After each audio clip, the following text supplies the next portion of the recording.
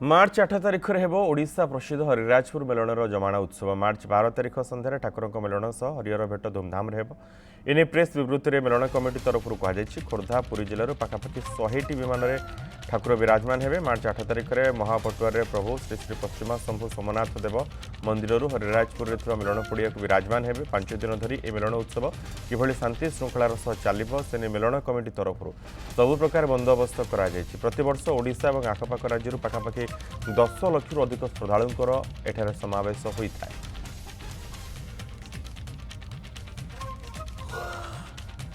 आम जिला प्रशासन पुरी सहित कलेक्टर उपस्थित जो सभा होता अध्यक्षतार से सभा रे समस्त विषय आलोचना टेक्निक एवं समस्त विभाग कलेक्टर महोदय निर्देश करटा जो मेलन आसुआ जनसाधारण आम जो आवश्यकता रही पानी जल व्यवस्था रास्ताघाटर अवस्था आउे परिमल व्यवस्था विशेषकर परिमल अवस्था सबू को जमती उन्नति घटव लोक मैंने जमती श्रृंखलित भाव में दर्शन करेंगे ठाकुर को एवं भलरे फेरबे से समस्ते चेष्टा कर जारी रखिए।